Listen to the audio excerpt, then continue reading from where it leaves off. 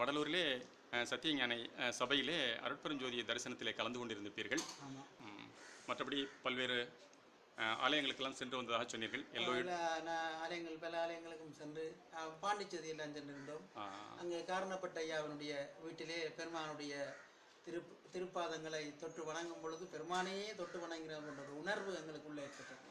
அது வாழ்க்கையிலே காரணப்பட்ட கந்தசாமி ஐயாவுடைய இல்லத்திலே அது வாழ்க்கையிலே ஒரு மறக்க முடியாத ஒரு சம்பவம். ஐயா, அங்கே இப்பொழுது புதிதாக அதனை அந்த சிறிய மடமாக இருந்தது, தற்பொழுது புதிதாக பெரிதாக கட்டி கொண்டிருக்கிறார்கள் ஐயா. ஆமாம், இப்போ அது சின்னதாக உள்ளுக்கு இருக்கின்றது.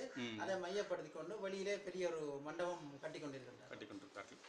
உள்ளூர் வாசிகள் எல்லாம் சேர்ந்து இதற்கான பணிகளை செய்து வருகிறார்கள். அதனை அடுத்து ஒரு 3-4 கிலோமீட்டரிலே கம்பளிக்காரன் குப்பம் என்ற ஒரு அற்புதமான ஒரு கிராமம் இருக்கும் ஐயா. அங்கே சென்று வந்தீர்களா? ஆமாம், அங்கே வந்து சித்திரபுத்திர அடிகளார் வாழ்ந்த வீட்டுக்கு சென்றிருக்கேன். அங்கே அற்புதமாக அங்கே அவர்களுக்குரிய வழிபாடு அவர் சொன்னபடி செய்து பல அன்பர்கள் அங்கு சூழ்ந்து வழிபாடு செய்வது மிகவும் ஒரு வியப்பாக இருந்தது. சித்திரமுத்து அடிகளார் ஐயா அவர்கள் இருந்து ஞானம் பெற்ற இடமாக அந்த கடலூர் மாவட்டத்தை சேர்ந்த அந்த கம்பளிக்காரன் குப்பம் அந்த கிராமம் விளங்குகிறது ஐயா. அது வந்து காரணப்பட்டு அந்த கிராமம் செல்லும் வழியிலே அமைந்துள்ளது. ஒரு 3-4 கிலோமீட்டர் தூரத்தில் தான் இருக்கிறது. கிராமம் முழுவதுமே மிகவும் பசுமை நிறைந்து அந்த ஜனங்கள் எல்லாமே ஞான வாழ்க்கை வாழ்ந்த ஒரு ஞானியை தரிசித்த ஒரு பெருமையில் இருக்கிறார்கள்.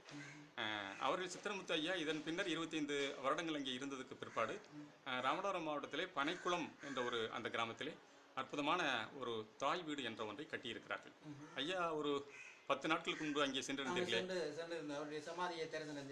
அங்கே தாய் வீடும் பார்த்தீர்கள்.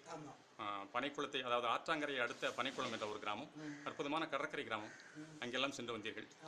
ஆக ஒரு வகையில் தமிழ்நாட்டு பயணம் இந்த வகையில் கடந்த 27 நாளிலே தாங்கள் இந்தியாவுக்கு வருகை புரிந்தீர்கள், அப்படித்தானே ஐயா? இன்று தாங்கள் இலங்கைக்கு திரும்புவதாக இருக்கிறீர்கள். நாள் 20க்கு பிற்பகல் 4:20 மணிக்கு நாங்கள் விமான நிலையத்துக்கு சென்று புறப்பட இருக்கின்றோம். அந்த வகையிலே உங்களுக்கு ஆன்மீக பயணம் எப்படி ஐயா இருந்தது தமிழ்நாட்டில்? இருந்தது. மிகவும் நன்றி ஐயா. அருட்பெருஞ்சோதி தனிப்பெரும் நன்றி.